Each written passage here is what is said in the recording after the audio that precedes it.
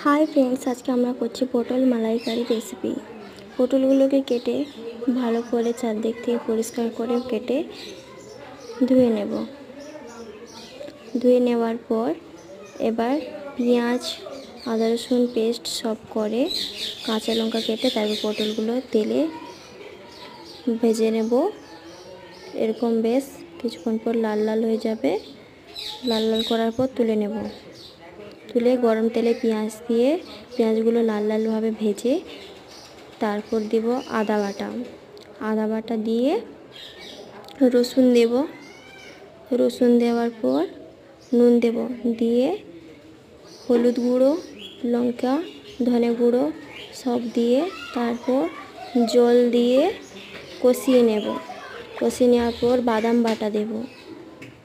তারপর নেড়ে ছেড়ে তারপর দিব কাঁচা লঙ্কা দেওয়ার পর মাখা হয়ে যাওয়ার পর দুধ দিব। ঠান্ডা দুধ দেওয়ার পর নাড়ি চাড়িয়ে গ্যাসটা সিম করে ঢেকে দেব। ঢাকাটা খোলার পর ঠিক এরকম হয়ে যাওয়ার পর গরম মশলা দেব। গরম মশলা দেওয়ার পর এটা কিছুক্ষণ পর গ্যাস অফ করে নাম করে দেব। সার্ভ করার পর এবার এটা খাবার পালা। খাবার সময় আমার বোনের খুবই পছন্দ হয়েছে এটা, আর এটা ওর খুবই ফেভারিট রেসিপি, তাই খেয়ে খুব বলল খুব টেস্টি হয়েছে। আজকে এখানেই শেষ করলাম।